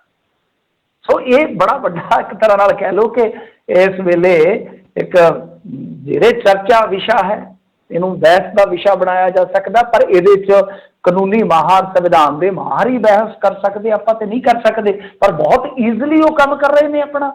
ਮਤਲਬ ਕਿ ਸੁਪਰੀਮ ਕੋਰਟ ਜਿਸ ਚੀਜ਼ ਨੂੰ ਗਲਤ ਠਹਿਰਾਉਂਦੀ ਆ ਉਹ ਵਲ ਪਾ ਕੇ ਤੇ ਫਿਰ ਉਸੇ ਤਰ੍ਹਾਂ ਹੀ ਉਹਦੇ ਫੈਸਲੇ ਨੂੰ ਬਾਈਪਾਸ ਕਰ ਦਿੰਦੇ ਆ। ਸੋ ਇਸੇ ਚੀਜ਼ ਨੂੰ ਹੀ ਚੈਲੰਜ ਕੀਤਾ ਗਿਆ। ਅਭਿਸ਼ੇਕ ਮਨੂ ਸਿੰਘਵੀ ਕਾਂਗਰਸ ਦੇ ਬੜੇ ਵੱਡੇ ਨੇਤਾ, ਉਹ ਇਸ ਮਾਮਲੇ ਦੇ ਵਿੱਚ ਬਣੇ ਆ ਵਕੀਲ। ਤੇ ਚੈਲੰਜ ਜਿਹੜਾ ਦਿੱਤਾ ਗਿਆ ਉਹ ਮੇਰੇ ਖਿਆਲ ਦੇ ਨਾਲ ਆਰਟੀਕਲ 239 AA, ਇਹਨੂੰ ਸਮਝਣਾ ਹੋਵੇ ਚਲੋ ਵੈਸੇ ਸੰਵਿਧਾਨਕ ਮੁੱਦੇ ਆ ਇਹ। 239 ਇਹ ਇਸ ਤਰ੍ਹਾਂ ਦਾ ਹੈ ਕਿ ਜਿਵੇਂ ਮੰਨ ਲਓ 239 ਇਹ ਤਾਂ ਹੈਗਾ ਯੂਟੀ ਵਾਸਤੇ, ਜਿੱਦਾਂ ਆਪਣਾ ਯੂਟੀ ਹੈ ਨਾ ਚੰਡੀਗੜ੍ਹ, ਤਾਂ ਇਹਦੇ ਵਿੱਚ ਕੀ ਹੈ ਕਿ ਅਸੈਂਬਲੀ ਹੈ ਨਹੀਂ ਗੀ, ਹੈ ਨਾ, ਯੂਟੀ ਦੇ ਵਿੱਚ ਅਸੈਂਬਲੀ ਹੈ ਨਹੀਂ ਆਪਣੇ ਚੰਡੀਗੜ੍ਹ, ਤਾਂ ਉਹ ਸਾਂਝਾ ਮਤਲਬ ਕਿ ਇੱਕ ਰਾਜਧਾਨੀ ਤੇ ਯੂਟੀ ਬਣਾ ਦਿੱਤਾ। ਦਿੱਲੀ ਦੇ ਵਿੱਚ ਅਸੈਂਬਲੀ ਹੈ ਨਾਲ, ਤਾਂ ਇਹ ਕਹਿ ਰਹੇ ਕਿ ਜਿਹੜਾ ਉਹ ਆਰਟੀਕਲ ਹੈ 239 ਇਹਦੇ ਵੀ ਖਿਲਾਫ ਹੈ। ਸੋ ਗਰਾਊਂਡ ਉਹਨਾਂ ਦਾ ਕਾਫੀ ਮਜ਼ਬੂਤ ਹੈ। ਬਾਕੀ ਵੇਖੋ ਭਾਈ ਉੱਥੇ ਕੀ ਬਣਦਾ ਹੈ। ਇਹ ਮਾਮਲਾ ਦਿਲਚਸਪ ਰਹੇਗਾ, ਨਿਗਾਹ ਬਣਾਈ ਰੱਖਿਓ, ਕਿਉਂਕਿ ਇਹਦੇ ਵਿੱਚ ਵੀ ਮੇਰੇ ਖਿਆਲ ਦੇ ਨਾਲ ਮੋਦੀ ਸਰਕਾਰ ਦੀ ਵਾਟ ਲੱਗਣ ਜਾ ਰਹੀ ਹੈ ਸੁਪਰੀਮ ਕੋਰਟ। ਜੀ ਜੀ, ਉਸ ਤੋਂ ਪਹਿਲਾਂ ਇਹਨਾਂ ਨੇ ਸੁਪਰੀਮ ਕੋਰਟ ਦੇ ਵਿੱਚ ਕਈ ਕੁਛ ਚੇਂਜ ਨਾ ਕਰ ਦੇਣ, ਕੀ ਭਰੋਸਾ ਇਹਨਾਂ ਦਾ। ਤੇ ਆਮ ਆਦਮੀ ਪਾਰਟੀ ਨੇ ਵੀ ਲੰਬੀ ਚੌੜੀ ਲਿਸਟ ਕਰਤੀ ਹੈ ਜੀ ਜਾਰੀ। ਦੇਖੋ ਆਮ ਆਦਮੀ ਪਾਰਟੀ ਦੀ ਲਿਸਟ ਤਾਂ ਮੈਨੂੰ ਨਹੀਂ ਪਤਾ, ਪੰਜਾਬ ਦੇ ਵਾਸਤੇ ਜੀ ਉਮੀਦਵਾਰ ਐਲਾਨੇ ਨੇ ਜੀ, ਹਲਕੇ ਇੰਚਾਰਜ ਜਿਹੜੇ ਉਹਨਾਂ ਨੇ ਐਲਾਨੇ ਆ। ਨਹੀਂ, ਹਾਂਜੀ ਹਲਕਾ ਇੰਚਾਰਜ ਲਾਏ ਨੇ, ਹਾਂਜੀ ਹਾਂਜੀ ਹਲਕਾ ਇੰਚਾਰਜ ਲਾਏ ਆ, ਉਹ ਲਾਏ ਸੀ, ਅੱਗੇ ਵੀ ਲਾਏ ਸੀਗੇ। ਦੇਖੋ ਤਿਆਰੀ ਕੀਤੀ ਜਾ ਰਹੀ ਆ। ਮੇਰੇ ਖਿਆਲ ਦੇ ਨਾਲ ਕੀ ਹੋਏਗਾ, ਇੱਕ ਚੀਜ਼ ਨੂੰ ਸਮਝਣ ਦੀ ਲੋੜ ਆ। ਵੈਸੇ ਇਹ ਜਿਹੜੀ ਹੁੰਦੀ ਹੈ ਨਾ ਰਾਜਨੀਤੀ, ਇਹ ਪਾਰੇ ਦੀ ਤਰ੍ਹਾਂ ਹੁੰਦੀ ਆ, ਤੇ ਜੇ ਆਪਾਂ ਵੇਖੀਏ ਤੇ ਬਹੁਤ ਕੁਝ ਹੁੰਦਾ, ਤੇ ਜੇ ਉਂਗਲ ਦੇ ਨਾਲ ਨੱਪੀਏ ਤੇ ਕੱਖ ਵੀ ਨਹੀਂ ਨਿਕਲਦਾ। ਅੱਛਾ, ਜਿਹੜੇ ਆਮ ਆਦਮੀ ਪਾਰਟੀ ਵਾਲੇ ਆ ਨਾ, ਉਹ ਆਪਣਾ ਖੱਖੜ ਖਈਆ ਨਹੀਂ ਪਾਉਣਾ ਚਾਹੁੰਦੇ। ਮਤਲਬ ਕਿ ਸੀਐਮ ਦਾ ਫੇਸ ਉਹਨਾਂ ਵਾਸਤੇ ਇੱਕ ਇਸ ਤਰ੍ਹਾਂ ਦਾ ਗੁੰਝਲਦਾਰ ਮਾਮਲਾ ਹੈ ਕਿ ਜੇ ਅਸੀਂ ਪਹਿਲਾਂ ਐਲਾਨਦੇ ਹਾਂ, ਮੈਂ ਤੁਹਾਨੂੰ ਅੱਗੇ ਵੀ ਸ਼ਾਇਦ ਇਹ ਗੱਲ ਕਹੀ ਹੈ ਕਿ ਉਹ ਇੱਕ ਖਲਾਰਾ ਪੈ ਜਾਏਗਾ। ਮਤਲਬ ਕਿ ਸਾਰੇ ਫੈਸਲਿਆਂ ਦੇ ਵਿੱਚ ਫਿਰ ਸੀਐਮ ਫੇਸ ਦਾ ਕਿਤੇ ਨਾ ਕਿਤੇ ਹੱਥ ਜਿਹੜਾ ਭਾਰਾ ਹੋਏਗਾ, ਖਾਸ ਤੌਰ ਤੇ ਜੇ ਭਗਵੰਤ ਮਾਨ ਹੋਏਗਾ ਫਿਰ ਤਾਂ ਜ਼ਿਆਦਾ ਹੋਏਗਾ। ਇਸ ਕਰਕੇ ਉਹਨਾਂ ਨੇ ਦੂਸਰਾ ਰਸਤਾ ਮੇਰੇ ਖਿਆਲ ਦੇ ਨਾਲ ਜੋ ਮੈਨੂੰ ਲੱਗਦਾ ਕਿ ਹਲਕਾ ਇੰਚਾਰਜਾਂ ਦੀ ਅੱਗੇ ਵੀ ਲਿਸਟ ਉਹਨਾਂ ਨੇ ਜਾਰੀ ਕੀਤੀ ਸੀ, ਹੁਣ ਫੇਰ ਜਾਰੀ ਕਰ ਦਿੱਤੀ ਆ। ਇੱਕ ਤਰ੍ਹਾਂ ਨਾਲ ਸੰਕੇਤਕ ਸੂਚੀ ਆ ਇਹ, ਬਹੁਤ ਸਾਰੇ ਬੰਦੇ, ਬਹੁਤ ਸਾਰੇ ਕੈਂਡੀਡੇਟ ਇਹਨਾਂ ਦੇ ਵਿੱਚੋਂ ਹੀ ਹੋਣਗੇ। ਮੇਰਾ ਮੰਨਣਾ ਇਹ ਆ ਕਿ ਉਹਨਾਂ ਨੂੰ ਇੱਕ ਤਰ੍ਹਾਂ ਨਾਲ ਥਾਪੀ ਦੇ ਦਿੱਤੀ ਕਿ ਉਤਰੋ ਮੈਦਾਨ ਦੇ ਵਿੱਚ ਸੰਭਾਲੋ ਏਰੀਆ। ਤਾਂ ਜਿਹੜੇ ਵਧੀਆ ਹੋਣਗੇ, ਮਤਲਬ ਕਿ ਇਹਨਾਂ ਦੇ ਵਿੱਚ ਗਰਾਊਂਡ ਤੇ ਉਹਨਾਂ ਵਧੀਆ ਕੰਮ ਕਰ ਲੈਣਗੇ, ਤਾਂ ਉਹਨਾਂ ਨੂੰ ਓਨਾ ਹੀ ਫਲ ਦੇ ਦੇਣਗੇ। ਵੈਸੇ ਫਲ ਤੇ ਤੁਹਾਨੂੰ ਪਤਾ ਹੀ ਹੈ ਨਾ, ਫਲ ਜਿੰਨੇ ਜ਼ਿਆਦਾ ਲੱਗਦੇ ਹੁਣ ਰੁੱਖ ਓਨਾ ਹੀ ਨੀਵਾਂ ਹੁੰਦਾ ਜਾ ਰਿਹਾ ਜਾਂਦਾ। ਸੋ ਇਸ ਤਰ੍ਹਾਂ ਦੇਖਦੇ ਹਾਂ ਕਿ ਕਿਹੜਾ ਰੁੱਖ ਜਿਹੜਾ ਉਹ ਜ਼ਿਆਦਾ ਨੀਵਾਂ ਹੋ ਜਾਂਦਾ, ਮਤਲਬ ਕਿ ਉਹਨੂੰ ਜ਼ਿਆਦਾ ਫਲ ਲੱਗਦਾ। ਇਹ ਮੈਨੂੰ ਲੱਗਦਾ ਕਿ ਇਹਨਾਂ ਦੀ ਇਸ ਤਰ੍ਹਾਂ ਦੀ ਇੱਕ ਹਿਕਮਤ ਅਮਲੀ ਆ। ਜੀ ਜੀ, ਦੇਖੋ ਕੀ ਬਣਦਾ ਹੁਣ ਅੱਗੇ, ਇਹਨਾਂ ਦਾ ਵੀ ਖਿਲਾਰਾ ਮੈਨੂੰ ਲੱਗਦਾ ਪਊਗਾ। ਅਮਿਤਾਭ ਬੱਚਨ ਇੱਕ ਮਸ਼ਹੂਰੀ ਕਰਕੇ ਹੁਣ ਨਿਸ਼ਾਨੇ ਤੇ। ਹਾਂਜੀ ਦੇਖੋ, ਇਹਨੇ ਉਹ ਪਾਨ ਮਸਾਲਾ ਜਿਹਾ ਜਿਹੜਾ ਹੁੰਦਾ ਗੁਟਕਾ ਖਾਂਦੇ ਨੇ, ਉਹਦੀ ਮਸ਼ਹੂਰੀ ਕਰ ਦਿੱਤੀ ਹੈ ਬੁੱਢੇ ਬਾਰੇ। ਲੋਕ ਕਹਿੰਦੇ ਕਿ ਆਪ ਤਾਂ ਤੇਰਾ ਲੀਵਰ ਖਾਧਾ ਪਿਆ ਯਾਰ, ਤੂੰ ਲੋਕਾਂ ਨੂੰ ਵੀ ਮਰਵਾਉਣਾ ਹੀ। ਕਿਉਂਕਿ ਦੇਖੋ ਸਾਇੰਟੀਫਿਕ ਤਰੀਕੇ ਦੇ ਨਾਲ ਇਹ ਚੀਜ਼ਾਂ ਸਾਬਤ ਹੋ ਚੁੱਕੀਆਂ ਨੇ ਕਿ ਮਨੁੱਖੀ ਸਰੀਰ ਵਾਸਤੇ ਬੜੀਆਂ ਖਤਰਨਾਕ ਨੇ। ਆ ਜਿਹੜੀਆਂ ਚੈਨੀਆਂ ਖੈਨੀਆਂ, ਗੁਟਕਾ ਛੁਟਕਾ, ਤਲਬਾਂ ਸ਼ਲਬਾਂ ਵਗੈਰਾ ਬਹੁਤ ਹੈ। ਹੁਣ ਆਪਾਂ ਪ੍ਰਮੋਟ ਨਾ ਹੀ ਕਰੀਏ, ਰਹਿਣ ਦੀ ਮੁੜ ਆਈਏ ਨੇੜੇ ਜੀ। ਸੋ ਉਹ ਟ੍ਰੋਲਿੰਗ ਬਹੁਤ ਜ਼ਬਰਦਸਤ ਹੋਈ ਆ ਉਸ ਮੁੱਦੇ ਤੇ, ਕਿਉਂਕਿ ਇੱਕ ਮਸ਼ਹੂਰੀ ਅੱਗੇ ਕੀਤੀ ਸੀ ਮੇਰੇ ਖਿਆਲ ਦੇ ਨਾਲ ਸ਼ਾਹਰੁਖ ਤੇ ਅਜੇ ਦੇਵਗਨ ਨੇ। ਇਹਦੇ 'ਚ ਹੈਗਾ ਰਣਵੀਰ ਆ ਮੁੰਡਾ ਜਿਹੜਾ ਦੀਪਿਕਾ ਦੇ ਘਰ ਵਾਲਾ, ਤੇ ਇਹ ਬੁੱਢਾ ਅਮਿਤਾਭ ਬੱਚਨ। ਸੋ ਲੋਕਾਂ ਨੇ ਕਿਹਾ ਕਿ ਕੀ ਕਰ ਰਹੇ ਹੋ ਯਾਰ ਤੁਸੀਂ, ਪੈਸੇ ਦੀ ਕੋਈ ਤੁਹਾਨੂੰ ਭੁੱਖ ਆ? ਇਹੋ ਜਿਹੀਆਂ ਗਿਰੀਆਂ। ਪਰ ਵੈਸੇ ਮੈਂ ਸਮਝਦਾ ਕਿ ਕੋਈ ਵੱਡੀ ਗੱਲ ਨਹੀਂ ਜੇ ਅਮਿਤਾਭ ਬੱਚਨ ਨੇ ਕਰ ਦਿੱਤੀ ਆ। ਇੱਥੇ ਹੁਣ ਸੰਜੇ ਦੱਤ ਵੀ ਤੇ ਉਹ ਸ਼ਰਾਬ ਦੀ ਮਸ਼ਹੂਰੀ ਕਰਦਾ ਹੀ ਹੈ ਨਾ ਹਰ ਸੀਜ਼ਨ ਦੀ। ਹੋਰ ਤੋਂ ਛੱਡੋ, ਸਾਡੀਆਂ ਸੈਲੀਬ੍ਰਿਟੀਜ਼ ਤਾਂ ਕਾਹਦੀਆਂ ਗੱਲਾਂ ਕਰਦੇ ਆ। ਇੱਥੇ ਜਿਹੜਾ ਆਨਲਾਈਨ ਜੂਆ ਖੇਡਦੇ ਨੇ ਆ, ਮੈਨੂੰ ਨਹੀਂ ਪਤਾ ਉਹ ਕੀ ਉਹਨੂੰ ਬੋਲਦੇ ਨੇ, ਟੀਮ 11 ਇੱਕ ਹੁੰਦੀ, ਇੱਕ ਪਤਾ ਨਹੀਂ ਕੁਛ ਹੋਰ ਆ। ਉਹ ਜਿਸ ਤਰ੍ਹਾਂ ਮੁੰਡੇ ਟੀਮਾਂ ਬਣਾਉਂਦੇ ਨੇ, ਨਹੀਂ ਉਹ ਸਾਡਾ ਜਿਹੜਾ ਕੈਪਟਨ ਕੂਲ ਆ, ਵਿਰਾਟ ਕੋਹਲੀ ਆ, ਉਹ ਸੌਰਵ ਗੰਗੂਲੀ ਆ, ਇਹ ਸਾਰੇ ਤਾਂ ਮਸ਼ਹੂਰੀਆਂ ਕਰਦੇ ਫਿਰਦੇ ਨੇ ਇਹੋ ਜਿਹੀਆਂ ਕੰਪਨੀਆਂ ਦੀਆਂ। ਸੋ ਇਹ ਨਹੀਂ ਪਿੱਛੇ ਰਹਿੰਦੇ, ਉਹ ਬਾਹਰਲੇ ਪੱਛਮ ਦੇ ਹੀ ਆ ਜਿਹੜੇ ਬਹੁਤ ਮੌਕੇ ਤੇ ਤੁਸੀਂ ਦੇਖਿਆ ਨਹੀਂ ਸੀਗਾ ਪਿੱਛੇ ਜੇ ਰੋਨਾਲਡੋ ਨੇ ਕੀ ਕੀਤਾ ਸੀਗਾ, ਇੱਕ ਕੰਪਨੀ ਦਾ ਉਹਨੇ ਮਾਰਿਆ ਸੀ, ਚਲਾ ਕੇ ਪਰੇ ਮਾਰਿਆ ਸੀਗਾ, ਕਿਉਂਕਿ ਉਹ ਖੁਦ ਨਹੀਂ ਪੀਂਦਾ। ਸੋ ਠੀਕ ਹੈ, ਚਲੋ ਆਪਣੀ ਨਿੱਜੀ ਜ਼ਿੰਦਗੀ 'ਚ ਤੁਸੀਂ ਕੀ ਖਾਣੇ ਪੀਣੇ ਹੋ ਵੱਖਰੀ ਗੱਲ ਆ, ਪਰ ਇਸ ਤਰ੍ਹਾਂ ਲੋਕਾਂ ਨੂੰ, ਇਸ ਤਰ੍ਹਾਂ ਬੱਚਿਆਂ ਨੂੰ ਤਾਂ ਆਕ੍ਰਿਸ਼ਟ ਨਾ ਕਰੋ ਜਿਹੜੇ ਤੁਹਾਨੂੰ ਆਈਡੀਅਲ ਮੰਨਦੇ ਨੇ। ਜੀ ਜੀ ਬਿਲਕੁਲ। ਤੇ ਕੰਪਨੀਆਂ ਨੇ ਤਾਂ ਇਹਨਾਂ ਦਾ ਹੀ ਜਿਹੜਾ ਉਹ ਫਾਇਦਾ ਚੱਕਣਾ ਹੁੰਦਾ ਹੈ। ਸੋ ਇਹੀ ਤੇ ਗੱਲ ਆ। ਸਿਆਣਪ ਗੁਰਦਾਸ ਮਾਨ ਨੇ ਕੋਕਾ ਕੋਲਾ ਆਪਣੇ ਪੰਜਾਬ ਦੇ ਘਰ ਘਰ 'ਚ ਪਹੁੰਚਾਤਾ ਸੀ, ਯਾਦ ਹੋਣਾ ਤੁਹਾਨੂੰ। ਕੋਕਾ ਕੋਲਾ ਦੀ ਮਸ਼ਹੂਰੀ ਗੁਰਦਾਸ ਮਾਨ ਨੇ ਕੀਤੀ। ਬਿਲਕੁਲ ਬਿਲਕੁਲ। ਕਲਮ ਨੂੰ ਜੰਜੀਰ ਯੂਪੀ ਵਿੱਚ 2 ਹੋਰ ਪੱਤਰਕਾਰਾਂ ਦੇ ਉੱਤੇ ਮਾਮਲਾ ਦਰਜ। ਬੜਾ ਵਧੀਆ ਇਹਨਾਂ ਦਾ ਜੋਗੀ ਰਾਜ ਚੱਲਦਾ ਹੈ। ਹਾਂਜੀ ਹਾਂਜੀ, ਇਹ ਜਦੋਂ ਤਖਤ ਤੇ ਬੈਠਾ ਫਕੀਰ ਤੇ ਕਲਮ ਦੇ ਪੈਰ 'ਚ ਹੋਏਗੀ ਜੰਜੀਰ। ਭਾਈ ਮੋਦੀ ਦਾ ਯੋਗੀ ਦਾ ਰਾਜ ਹੈ ਵੀਰ, ਤੇ ਮੰਨ ਲਓ ਭਾਈ ਆਪਣੀ ਤਕਦੀਰ, ਹੋਰ ਕੀ ਕੀਤਾ ਜਾ ਸਕਦਾ। ਖੈਰ ਉਧਰੋਂ ਅੱਜ ਇਹਨਾਂ ਨੇ ਉੱਥੇ ਇਲੈਕਸ਼ਨ ਕੰਪੇਨ ਇੱਕ ਤਰ੍ਹਾਂ ਨਾਲ ਕਹਿ ਲਓ ਕਿ ਸਟਾਰਟ ਕਰ ਦਿੱਤੀ ਹੈ ਯੂਪੀ ਦੇ ਵਿੱਚ। ਸਾਡਾ ਪ੍ਰਧਾਨ ਮੰਤਰੀ ਨਹੀਂ ਹਟਦਾ, ਅਲੀਗੜ੍ਹ ਵੱਲ ਇਸ਼ਾਰਾ ਕਰਕੇ ਕਹਿੰਦਾ ਕਿ ਇਹਦੇ ਨਾਲ ਵੀ ਮੇਰੀ ਸਾਂਝ ਹੈਗੀ ਜੀ। ਲੋਕੀ ਕਹਿੰਦੇ ਕੀ ਹੋਇਆ ਜਨਾਬ? ਕਹਿੰਦਾ ਕਿ ਇੱਥੋਂ ਜਿੰਦਰੇ ਵੇਚਣ ਜਾਂਦਾ ਹੁੰਦਾ ਸੀ ਮੇਰੇ ਪਿੰਡ ਇੱਕ ਬੰਦਾ, ਮੁਸਲਮਾਨ ਸੀ, ਉਹ ਮੇਰੇ ਬਾਪੂ ਦਾ ਬੇਲੀ ਸੀ, ਤੇ ਸਾਰੀ ਵਟਤ ਜਿਹੜੀ ਹੈ ਨਾ ਉਹ ਆਪਣੇ ਘਰੇ ਰੱਖਦਾ ਹੁੰਦਾ ਸੀ। ਲੋਕੀ ਕਹਿੰਦੇ ਤੂੰ ਭੱਜ ਨਹੀਂ ਜਾਂਦਾ ਉਦੋਂ ਲੈ ਕੇ? ਹੁਣ ਤੇ ਲੋਕਾਂ ਦੇ ਜਿਹੜੀ ਵਟਤ ਹੈ ਉਹਦੇ ਖੂਹ ਖਾਤੇ 'ਚ ਪੈਣ ਰਹੀ ਆ। ਸੋ ਇਸ ਤਰ੍ਹਾਂ ਮਤਲਬ ਕਿ ਨਾਤਾ ਕੋਈ ਨਾ ਕੋਈ ਪ੍ਰਧਾਨ ਸੇਵਕ ਸਾਡੇ ਕੱਢ ਲੈਂਦੇ ਆ। ਬੜਾ ਉਹ ਵੀ ਤੁਹਾਨੂੰ ਪਤਾ ਮਜ਼ਾਹੀਆ ਅੰਦਾਜ਼ ਹੁੰਦਾ ਹੈ। ਲੋਕ ਜਿਹੜੇ ਸੋਸ਼ਲ ਮੀਡੀਆ ਤੇ ਫਿਰ ਵੱਖੋ ਵੱਖਰੇ ਚੁਟਕਾਰੇ ਲੈਂਦੇ ਆ। ਕਹਿੰਦੇ ਵੈਸੇ ਕਮਾਲ ਦੀ ਗੱਲ ਆ ਕਿ ਚਾਹ ਵਾਲਿਆਂ ਦੇ ਘਰੇ ਸਾਰੀ ਵਟਤ ਰੱਖਦੇ ਸਨ ਉਸ ਟਾਈਮ।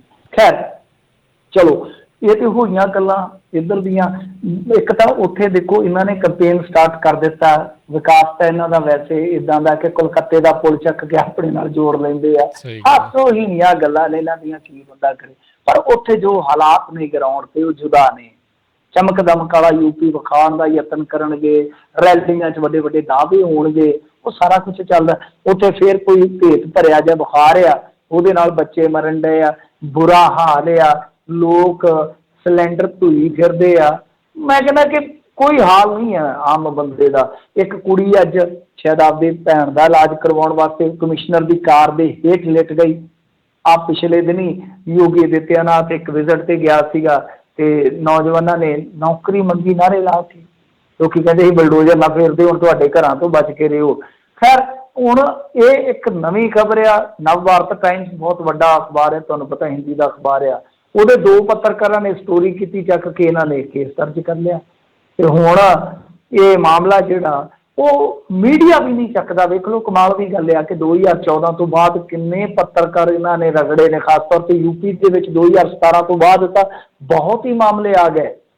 ਜੇ ਯੋਗੀ ਆਦਿੱਤਿਆਨਾਥ ਦੇ ਸਕੂਲਾਂ ਦੀ ਰਿਪੋਰਟਿੰਗ ਹੋਈ ਤਦ ਪੱਤਰਕਾਰ ਤੇ ਪਰਚਾ, ਜੇ ਨਰਿੰਦਰ ਮੋਦੀ ਜੀ ਦੇ ਗੋਦ ਲੈ ਪਿੰਡ ਦੀ ਰਿਪੋਰਟਿੰਗ ਹੋਈ ਚੱਲ ਪਰਚਾ। ਆ ਹੁਣ ਕਮਾਲ ਦੀ ਗੱਲ ਆ ਕਿ ਜੇ ਸੱਚ ਦਿਖਾ ਦਿੱਤਾ 2 ਪੱਤਰਕਾਰਾਂ ਨੇ ਯੂਪੀ ਦੇ ਵਿੱਚ ਜੋ ਰਾਸ਼ਨ ਦੀ ਧਾਂਦਲੀ ਹੋ ਰਹੀ ਸੀ ਉਹਨੂੰ ਰਿਪੋਰਟ ਕੀਤਾ, ਚੱਲ ਪਰਚਾ। ਤੇ ਮਤਲਬ ਕਿ ਇਹ ਤਾਂ ਇੱਦਾਂ ਦਾ ਲਾਅ ਆ, ਇੱਕ ਤਰ੍ਹਾਂ ਨਾਲ ਕਹਿ ਲਓ ਕਿ ਕਾਨੂੰਨਨ ਤਾਨਾਸ਼ਾਹੀ ਬਣ ਗਈ ਆ। ਲੋਕਤੰਤਰ ਦੀ ਆੜ ਦੇ ਵਿੱਚ ਇੱਕ ਤਾਨਾਸ਼ਾਹੀ ਚਲਾਈ ਜਾ ਰਹੀ ਆ ਕਿ ਨਹੀਂ ਬਈ ਸਾਡੇ ਕੋਲ ਪਾਵਰ ਆ, ਅਸੀਂ ਸਾਰਿਆਂ ਨੂੰ ਰਗੜ ਕੇ ਰੱਖ ਦੇਣਾ। ਹਾਲਾਂਕਿ ਚਲੋ ਪੱਤਰਕਾਰ ਜਿਹੜੇ ਹੁੰਦੇ ਆ ਨਾ, ਇਹ ਲਾਈਨ ਇਸ ਤਰ੍ਹਾਂ ਦੀ ਆ, ਇਹਦੇ 'ਚ ਮੁਕੱਦਮੇ ਨਾ ਬੰਦਿਆਂ ਨੂੰ ਡਰਾਉਂਦੇ ਨਹੀਂ ਹੁੰਦੇ। ਇਹ ਤਾਂ ਚੱਲਦੇ ਬਹੁਤ ਸਿਰੜੀ ਹੁੰਦੇ ਆ ਜਿਹੜੇ ਗਰਾਊਂਡ ਜ਼ੀਰੋ ਤੋਂ ਜਾ ਕੇ ਰਿਪੋਰਟ ਕਰਦੇ ਆ। ਮੁੰਡੇ ਜਿਹੜੇ ਅੱਜ ਕੱਲ੍ਹ ਦੇ ਬੜੇ ਜੋਸ਼ੀਲੇ ਮੁੰਡੇ ਆ, ਟੁੱਟਦੇ ਨਹੀਂ ਹੈ ਛੇਤੀ। ਪਰ ਸਰਕਾਰਾਂ ਦੇਖੋ ਕੀ ਕਰਦੀਆਂ। ਫਿਰ ਜਦੋਂ ਸਾਡੀ ਆਉਂਦੀ ਹੈ ਨਾ ਰੇਟਿੰਗ ਜਾਂ ਸਾਡਾ ਮਤਲਬ ਕਿ ਦਰਜਾਬੰਦੀ 'ਚ ਆਉਂਦਾ ਕਿ ਅਸੀਂ ਫਰੀਡਮ ਆਫ ਪ੍ਰੈਸ ਦੇ ਮਾਮਲੇ 'ਚ ਹੋ ਗਏ ਹੈਗੇ ਆ 142ਵੇਂ ਨੰਬਰ ਤੇ, ਇਹ ਪਤਾ ਕੀ ਕਹਿੰਦੇ ਆ? ਇਹ ਕਹਿੰਦੇ ਆ ਕਿ ਮੋਦੀ ਤੋਂ ਸਾਰੇ ਜਲ ਰਹੇ ਆ। ਇਹ ਦੁਨੀਆ ਜਿਹੜੀ ਮੋਦੀ ਦੇ ਉਲਟ ਹੋ ਗਈ ਆ। ਉਹ ਤੁਹਾਡੀਆਂ ਕਰਤੂਤਾਂ ਹੀ ਐਸੀਆਂ ਨੇ, ਕਰਤੂਤਾਂ ਹੀ ਐਸੀਆਂ ਕਿ ਤੁਸੀਂ 150 ਦੇਸ਼ਾਂ ਦੇ ਵਿੱਚੋਂ 142ਵੇਂ ਨੰਬਰ ਤੇ ਜੀ। ਕਿਉਂਕਿ ਖੁੱਲ੍ਹ ਕੇ ਤੁਸੀਂ ਕਿਸੇ ਨੂੰ ਕਲਮ ਚਲਾਓ। ਮੈਂ ਕਹਿੰਦਾ ਅਸੀਮ ਤ੍ਰਿਵੇਦੀ ਹੁੰਦਾ ਸੀਗਾ, ਯਾਦ ਆ ਤੁਹਾਨੂੰ? ਉਹਨੇ ਕਾਰਟੂਨ ਬਣਾਇਆ ਸੀ ਤੇ ਉਹਨੂੰ ਚੱਕ ਕੇ ਜੇਲ੍ਹ 'ਚ ਸੁੱਟ ਦਿੱਤਾ ਗਿਆ ਸੀ। ਅੱਜ ਕੱਲ੍ਹ ਉਹਨੇ ਕਾਰਟੂਨੀ ਕਰਨੀ ਛੱਡ ਦਿੱਤੀ ਆ। ਮੈਂ ਇੱਕ ਦਿਨ ਬੈਠਾ ਸੋਚਦਾ ਸੀ ਚਲੋ ਸਾਨੂੰ ਤੇ ਹੁਣ ਤੁਹਾਡਾ NRI ਦਾ ਬੜਾ ਇੱਕ ਤਰ੍ਹਾਂ ਨਾਲ ਸਪੋਰਟ ਆ, ਕੁਛ ਪੰਜਾਬੀ ਆਪਾਂ ਇੱਕ ਖੇਤਰੀ ਭਾਸ਼ਾ 'ਚ ਆ ਜਾਂਦੇ ਆ। ਤੇ ਮੈਂ ਸੋਚ ਰਿਹਾ ਸੀਗਾ ਕਿ ਜੇ ਅਸੀਂ ਵੀ ਕਿਸੇ ਹਿੰਦੀ ਭਾਸ਼ਾਈ ਇਲਾਕੇ 'ਚ ਰਹਿੰਦੇ ਹੁੰਦੇ ਤੇ ਜੁੱਤੀਆਂ ਤੇ ਸਾਨੂੰ ਵੀ ਪੈ ਜਾਣੀਆਂ ਸੀ। ਹੁਣ ਸਾਨੂੰ ਵੀ ਚੁੱਕ ਕੇ ਉਹਨਾਂ ਨੇ 2-4 ਵਾਰੀ ਜੇਲ੍ਹ ਵਿਖਾ ਦੇਣੀ ਸੀ। ਵੈਸੇ ਕੌਲੀ ਦਾਲ ਦੀ ਤਾਂ ਉੱਥੇ ਵੀ ਮਿਲ ਜਾਣੀ ਆ, ਵੱਡੀ ਗੱਲ ਨਹੀਂ ਹੈ। ਪਰ ਇੱਕ ਮੇਰੇ ਜ਼ਹਿਨ ਦੇ ਵਿੱਚ ਆਇਆ ਕਿ ਵੇਖੋ ਕਿੰਨੇ ਅਸੀਮ ਤ੍ਰਿਵੇਦੀ ਹੋਣਗੇ, ਕਿੰਨੇ ਰਾਈਟਰ ਹੋਣਗੇ, ਕਿੰਨੇ ਪੱਤਰਕਾਰ ਹੋਣਗੇ ਜਿਨ੍ਹਾਂ ਦਾ ਟੈਲੈਂਟ ਹਾਰ ਗਿਆ ਹੋਵੇਗਾ ਕਿ ਛੱਡ ਯਾਰ ਕੋਈ ਹੋਰ ਕੰਮ ਕਰ ਲੈਂਦੇ ਆ। ਕਿਉਂ? ਕਿਉਂਕਿ ਹਰੇਕ ਬੰਦਾ ਦਲੇਰ ਨਹੀਂ ਹੁੰਦਾ। ਦਲੇਰ ਹੁੰਦਾ ਪਰ ਉਹ ਕਈ ਵਾਰ ਪਰਿਵਾਰ ਨੂੰ ਵੇਖ ਕੇ ਕਮਜ਼ੋਰ ਪੈ ਜਾਂਦਾ। ਇਹ ਵੀ ਤਾਂ ਹੈ ਨਾ। ਤਾਂ ਕਿੰਨੇ ਉਹ ਲੋਕ ਹੋਣਗੇ ਜੋ ਬਹੁਤ ਕੁਝ ਲਿਖ ਸਕਦੇ ਸੀਗੇ, ਬਹੁਤ ਕੁਝ ਸਾਨੂੰ ਦੇ ਸਕਦੇ ਸੀ, ਪਰ ਇਸ ਗੰਦੀ ਸਰਕਾਰ ਦੀ ਗੰਦੀ ਕਾਰਕਰਦਗੀ ਨੂੰ ਸਾਰੇ ਟੈਲੈਂਟ ਜਿਹੜੇ ਆ ਉਹ ਹਰਾ ਕੇ ਰੱਖ ਦਿੱਤੇ। ਜੀ ਜੀ ਬਿਲਕੁਲ ਜੀ ਬਿਲਕੁਲ। ਇਹ ਇੱਦਾਂ ਦੇ ਕਈ ਨੇ, ਕਈ ਜਿਹੜੇ ਹੈਗੇ ਨੇ। ਚਲੋ ਉਮੀਦ ਕਰਦੇ ਹਾਂ ਵੀ ਹੌਸਲੇ ਜਿਹੜੇ ਇਹ ਨਾ ਹਾਰਨ। ਅਤੇ ਬਹੁਤ ਬਹੁਤ ਸ਼ੁਕਰੀਆ ਮਿੰਟੂ ਜੀ, ਮਿਲਦੇ ਹਾਂ ਜੀ ਫਿਰ ਅਗਲੀ ਵਾਰ। ਧੰਨਵਾਦ ਜੀ, ਸਤਿ ਸ਼੍ਰੀ ਅਕਾਲ। ਸਤਿ ਸ੍ਰੀ ਅਕਾਲ ਜੀ।